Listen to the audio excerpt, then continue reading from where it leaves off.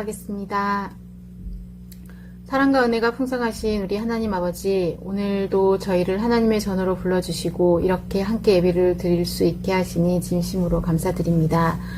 철마다 자연은 하나님의 섭리에 순종하며 화려함을 자랑하던 아름다운 꽃들과 향기도 때가 되면 과실에게 다 내어주고 마지막까지 자신의 잎을 떨어뜨리며 한겨울을 버티고 한 해 한 해를 하나님의 시간 속에 순종하며 나무로서 꽃으로 스쳐가는 풀로서 제 역할을 묵묵히 해내고 있습니다.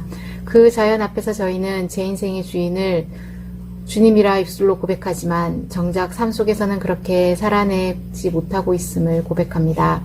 저희의 고집대로 내 주장만을 내세우며 주님께 기도를 드리고 있었음을 고백합니다. 그렇게 오늘도 말씀의 자리로 나와 주님의 음성을 듣고자 합니다. 나라와 공동체와 남편이 몸담고 있는 군을 위해 기도하고자 합니다. 코로나로 인해 사회가 많이 정체되고 관계가 단절돼 가운데 함께하는 공동체의 문화가 많이 제한되고 있습니다. 이 가정의 끝이 언제인지는 알 수 없으나 이 또한 주님이 허락하신 일임을 믿고 코로나라는 긴 터널의 과정 속에서 더욱 주님을 의지하며 행동하기를 기도합니다. 이 시간 나라를 위해 헌신하는 우리 육해공군 장병들의 마음에 평안과 위안을 주시기를 원합니다. 젊은 혈기에 처음 겪어보는 단체 생활 속에서 힘들어하는 영혼들을 눈동자처럼 지키시며 그들의 마음에 친히 찾아가 주시기를 기도하며 저희도 그 아들들을 위해 쉬지 않고 기도하기를 원합니다. 그리고 우리 가정에도 힘듦과 아픔이 있습니다. 아이들이 커감에 따라 주시는 기쁨도 크지만 자아가 커감에 따라 오는 갈등 또한 깊어져 갑니다.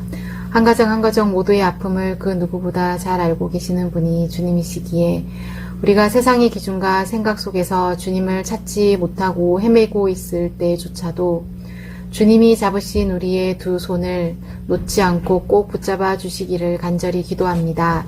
그렇게 주님의 포도나무 가지에 매달려 있기를 간절히 원합니다.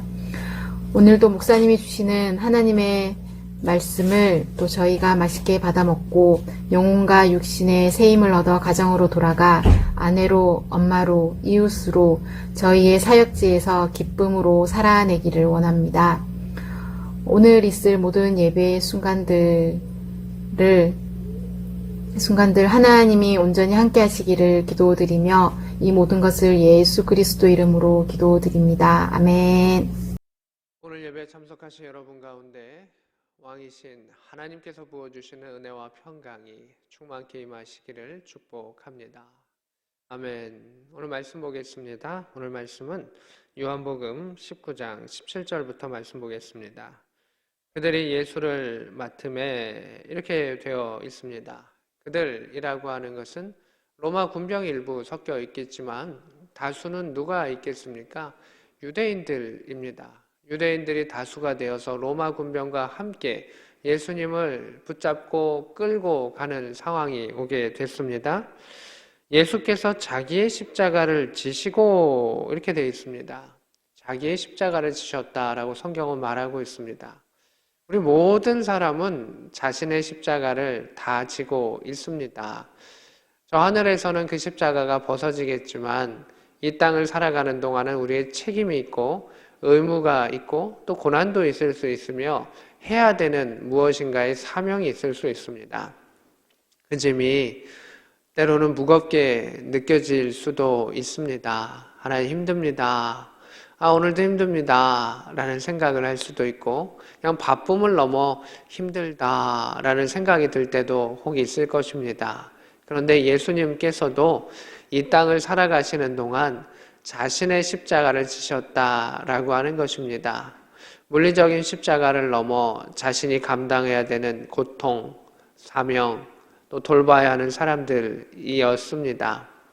그 십자가는 때로는 수치스럽기도 하고 힘들기도 하고 받기 싫기도 하고 내팽개치고 싶은 그런 십자가가 있을 터인데 주님도 그 십자가를 지시고 걸어가셨습니다.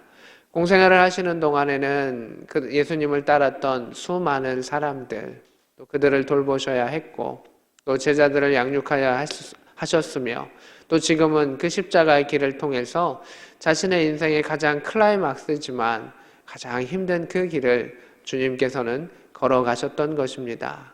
우리 모두는 자기의 십자가를 지고 있습니다.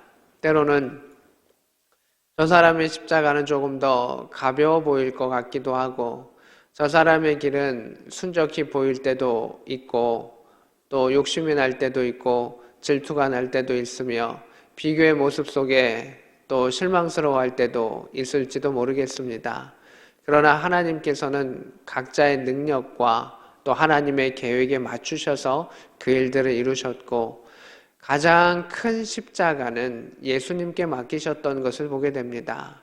가장 사랑하는 이에게 가장 큰 십자가를 주시고 그 십자가를 지고 가셨던 예수님을 보게 됩니다. 예수님은 하나님을 사랑하셨기에, 또한 우리 모두를 사랑하셨기에 그 십자가를 자기의 십자가라고 성경은 기록하고 있습니다. 남들이 주어진 십자가일 것 같고, 그 무리가 예수님께 강제로 메어준 그 십자가였지만, 주님은 자신의 십자가로 그 십자가를 지고 가셨습니다. 때는 우리가 살면서 이건 왜 나에게 이런 일들이 주어질까? 왜 이런 일을 시킬까? 또 불편과 불만과 또 어려움이 내가 이를 감당할 수 있을까라는 생각이 들지 모르겠습니다. 그런데 그러한 모든 십자가를 주님은 지고 가셨습니다. 그 한 걸음 한 걸음 쩔뚝쩔뚝 때로는 넘어지며 쓰러지시면서 주님은 걸어가셨던 것을 보게 됩니다. 그래서 우리에게 주어진 십자가는 그저 가볍게 문제없게 들고 가는 십자가는 아니라는 것입니다. 모든 사람은 자신이 감당할 수 있을 만큼의 최선의 그 십자가를 지고 가고 있다라고 하는 것입니다. 그래서 남의 십자가라고 결코 가볍지 않으며 나의 십자가 역시 가볍지 않습니다. 그러나 하나님 공급해 주시는 힘과 하나님을 사랑하기에 그 사랑의 마음 속에 견디고 나아가는 것, 그것이 이 땅의 모습입니다. 십자가는 견딤입니다. 주님은 그것을 견뎌내셨던 것이고 결코 주님에게도 그 일은 쉽지 않으셨을 것이다 라는 생각을 해봅니다. 자기의 십자가를 지시고 가시는 곳은 해골, 히브리 말로는 골고다라 하는 것이었다라고 되어 있습니다.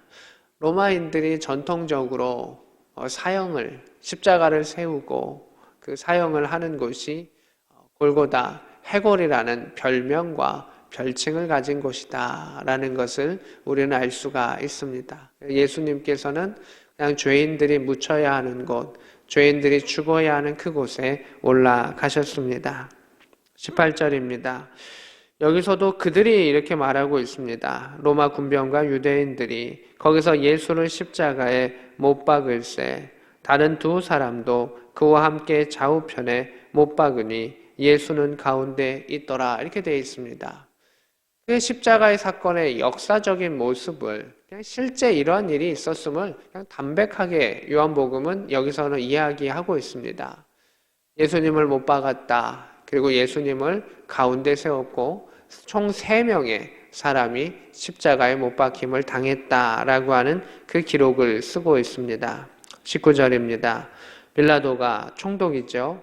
패를 써서, 이 패라고 하는 건 나무판이죠. 십자가 위에 붙이니 나사렛 예수 유대인의 왕이라 기록되었더라 이렇게 되어 있습니다. 그리고 20절에 많은 유대인이 이 패를 읽는데 히브리 말, 로마, 헬라 말로 기록되었더라 이렇게 되어 있습니다. 그러니까 당시에 이제 히브리 사람들은 히브리 말을 쓰고 또 로마에 치하 있고 또 헬라 문화 안에 있기 때문에 로마와 헬라 말로 같이 쓰여졌다라고 하는 것입니다. 빌라도가 일부러 이렇게 적은 것이죠. 이것을 적은 것은 이 사람은 정치범이고 죄를 이렇게 지은 거다라고 하는 것을 강조하기 위함입니다. 그리고 또 하나는 책임의 회피이죠. 이 사람을 죽였던 그 이유에 대해서 마음에 캥김이 있는 것이죠. 그것을 계속해서 다른 쪽으로 표현하고 있는 것을 우리는 볼 수가 있습니다. 그냥 정치인으로 책임을 지지 않으려고 했었던 빌라도의 그 모습입니다. 21절입니다.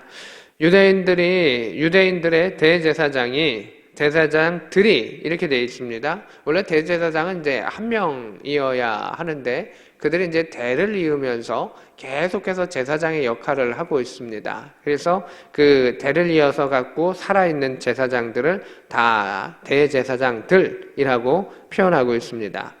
빌라도에게 이르되 유대인의 왕이라 쓰지 말고 자칭 유대인의 왕이라 쓰라 하니 이렇게 되어 있습니다. 그리고 빌라도는 그것을 거절했죠.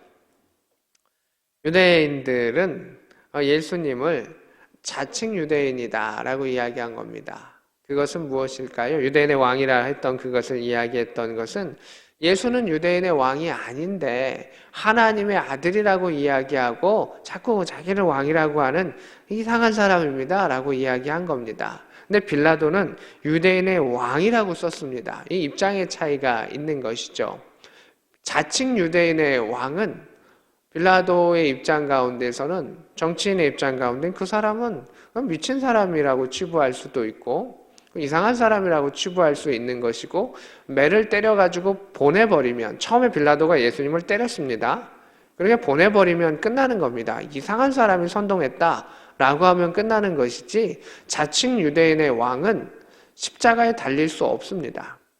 반란죄를 저지르거나 아주 심각한 죄를 지어야만이 십자가에 달 수 있는데 빌라도의 입장 가운데는 그 죄목을 못 찾았죠.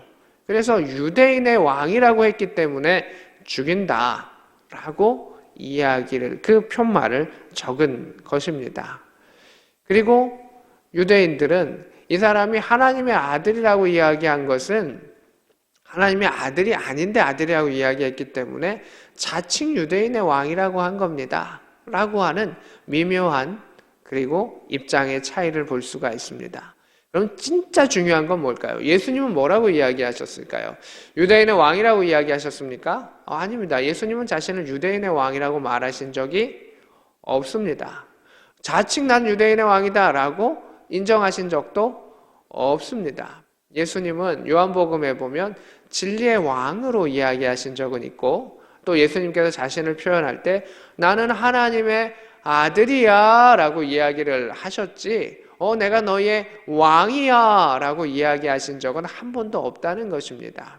유대인의 왕으로 군림하신 예수 그리스도가 아니고 하나님의 아들로서 이 땅에 오신 것이 핵심이며 하나님의 말씀인 진리를 가르쳐 주시는 것이 핵심이라는 겁니다. 근데 유대인들은 그 어느 것도 인정하지 않았다라고 하는 것을 볼 수가 있습니다. 그리고 유대인들은 이 문장을 보면서 우리가 이걸 볼 수가 있죠. 그 세금의 문제를 놓고 세금 어떻게 해야 합니까? 성전세를 내는 부분과 세금에 대한 부분을 가지고 교묘하게 파고들었죠. 당신이 유대인의 왕이라면 유대인을 지지해야 할 것이고, 또 로마에 대해서도 이제 시험을 들게 하기 위해서 로마의 세금을 반대하는 자, 가이사를 반대하는 자로 해서 뭔가 이 역모를 꾸미는 자로도 예수님을 엮으려고 했었던 그 유대인들의 계략이 있었는데, 그 모든 계략에서 예수님은 어떻게 되셨죠? 가이사의 것은 가이사에게, 하나님의 것은 하나님에게, 이렇게 이야기하면서 그 모든 올가미에서 풀려나셨고 자유로워지셨고 진리로서 풀어내셨던 그 예수님의 모습을 우리는 기억하고 있습니다. 왜 그 시험을 유대인들이 던졌는가? 이러한 이유 때문입니다. 어떻게 죽일 수 있을까? 어떻게 집어넣을 수 있을까라고 했던 그 모든 고민들이 이렇게 얽혀 있었습니다. 그런데 결국은 그 모든 것에 얽히지 아니하셨지만 예수님은 십자가를 지셨습니다. 왜? 하나님께서 그렇게 허락하셨기 때문입니다. 하나님의 계획 속에 있기 때문입니다. 그것이 이제 뒤에 성경에 나옵니다. 23절입니다. 군인들이 예수를 십자가에 못 박고 그의 옷을 취하여 네 깃에 나눠 각각 한 깃씩 얻고 속옷도 취하니 이 속옷은 호지 아니하고 위에서부터 통으로 짠 것이라. 24절에 군인들이 서로 말하되 이것은 찢지 말고 누가 얻나 제비 뽑자 하니 이는 성경에 그들이 내 옷을 나누고 내 옷을 제비 뽑나이다 한 것을 응하게 하려 함이라, 이렇게 되어 있습니다.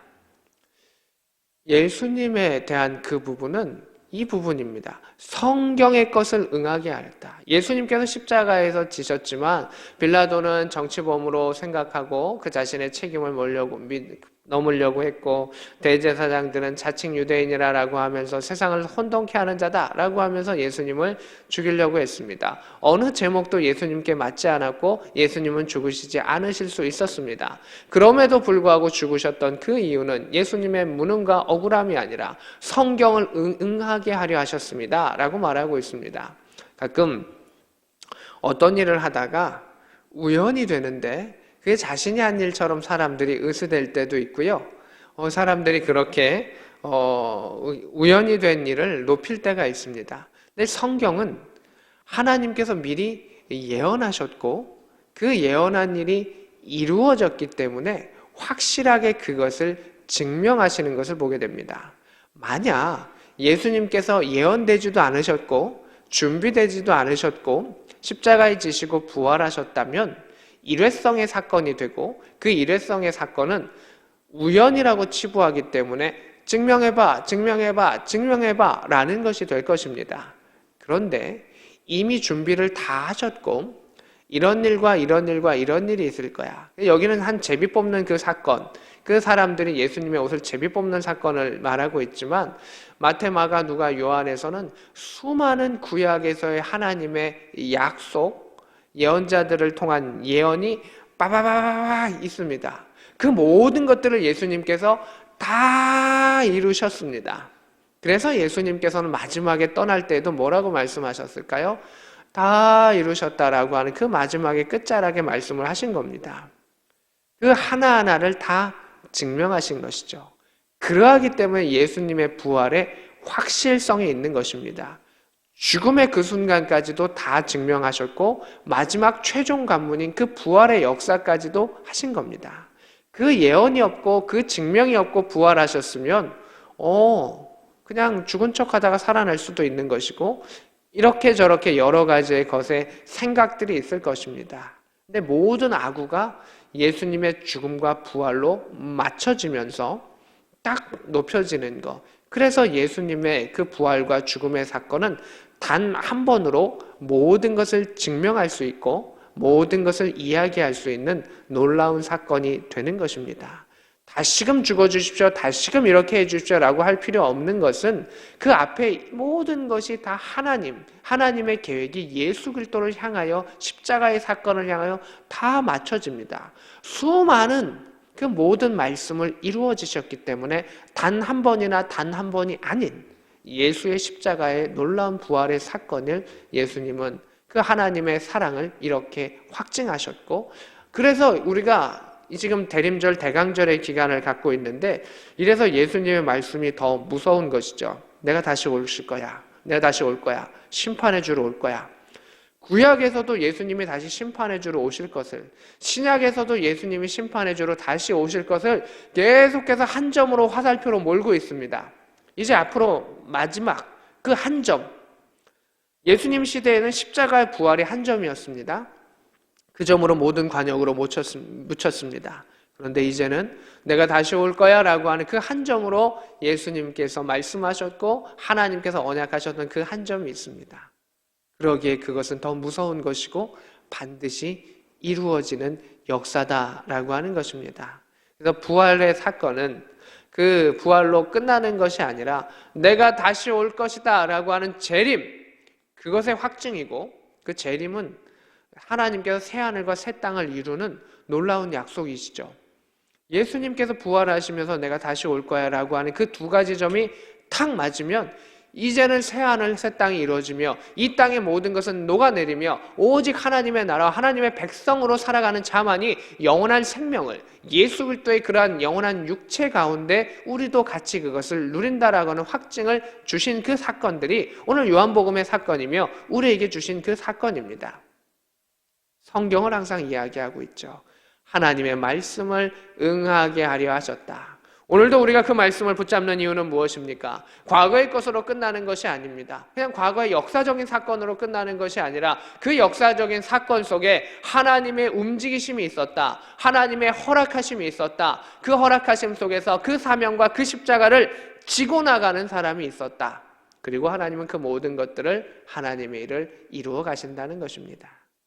하나님은 오늘도 자신의 십자가를 말씀 가운데 붙잡으며 묵묵히 나아가는 자, 하나님, 내가 하나님을 사랑합니다. 그 십자가를 지고 나아갑니다. 장병들을 사랑하고 청년들을 사랑하고 선교의 사명을 감당하며 또 직장 선교와 여러 가지 것과 전도의 사명을 감당하는 모든 사람들 가운데 하나님의 계획이 이루어진다라고 하는 것입니다. 그리고 그 십자가의 사명 가운데 때로는 힘들고 고통스럽고 죽음의 공포가 있으며 이별의 공포가 있으며 수치스러운 여러 가지 일들이 있지만 마침내 그 일들을 하나님께서는 다 이루시고, 하나님의 약속이 무엇입니까? 내가 새 하늘과 새 땅을 준다. 내가 너에게 승리하게 하여 주겠다. 내가 새 일을 이루겠다라고 하는 그 약속이 그 십자가의 사명을 말씀 붙잡고 나아가는 모든 백성들 가운데, 이 말씀을 듣는 모든 백성들 가운데 하나님께서 이루어 주실 줄로 믿습니다. 사랑하는 성도 여러분, 우리의 그 속옷을 나뉘고 우리의 것을 뺏기는 것 같고 양보가 아니라 강탈당하는 것 같은 그 느낌이 있을 때도 있지만, 하나님께서는 하나님의 계획 속에서 그 모든 일들을 이루어 가십니다. 우리가 말씀을 붙잡으며 말씀을 생각하면 그 일들이 하나님께서 이루어 가시는 거구나, 하나님이 승리를 허락하시는 거나, 그걸 알고 있기 때문에 낙심하지 않을 수 있습니다. 그런데 그 말씀을 알지 아니하고 그 계획을 알지 아니하면 그 속옷을 빼앗아가는 그 사람들이 얼마나 믿겠습니까? 얼마나 나빠 보이겠습니까? 주님이 그 모든 것들을 이겨내셨던 것은 말씀을 기억하고 계시고 이루어졌기 때문입니다. 우리가 오늘도 말씀을 보는 이유는, 오늘도 말씀을 듣는 이유는, 오늘도 그 듣는 말씀을 믿는 이유는 그것이 하나님의 계획이기 때문입니다. 과거로 끝나는 하나님이 아니라 지금도 이루시고 미래로 이루시고 반드시 이루시는, 내가 다시 오겠다, 대림절, 대강절 약속하셨던 그 주님을 우리는 믿고 기다립니다. 오늘도 빛 대신 예수 그리스도를 믿으며 나아가는 사랑하는 성도 여러분과 그 가정 가운데, 이 나라, 이 민족 가운데 하나님의 말씀이 이루어지며 십자가의 그 사명을 은혜로서 감당할 수 있는 복된 저와 여러분 될 수 있기를 우리 구주 예수 그리스도의 이름으로 축복합니다. 아멘. 오늘 말씀을 생각하며 함께 기도하기를 원합니다. 하나님, 우리의 십자가의 그 사명 믿음 가운데 감당케 하시고 넘어지고 주저앉지 않게 하여 주시고 견딜 수 있는 그 힘을 말씀 안에 허락하여 주시고, 그 말씀이 하나님의 계획과 우리의 삶 가운데 모두 다 이루어지는 그 역사를 허락하여 주시옵소서. 함께 기도합니다. 전능하신 하나님, 그 이름을 여호와하시는 하나님, 감사합니다. 우리에게 십자가가 있지만 하나님의 길 가운데 인도하시고 임마누엘의 하나님 함께 하시며 함께 그 십자가를 지어주셨던 것을 감사드립니다. 오늘도 우리는 이 땅 가운데 우리의 십자가를 지고 나아갑니다.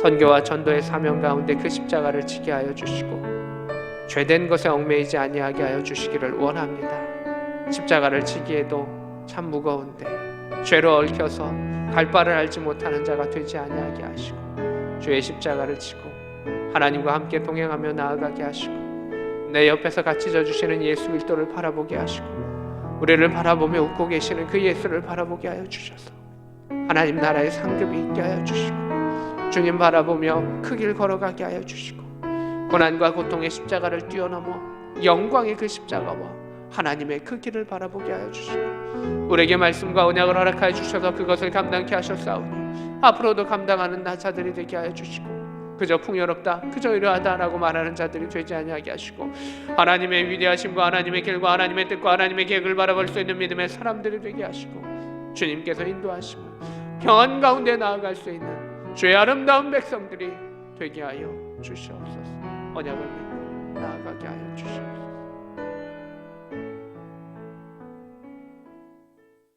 하나님, 우리 모든 사람들은 자신의 십자가를 지고 나아갑니다. 그 십자가를 지고 걷기에도 버거운 우리의 인생인데 죄의 사슬과 욕심의 사슬이 우리를 얽매여서 갈 바를 알지 못하고 주저앉으며 불편 가운데 있을 때가 있습니다.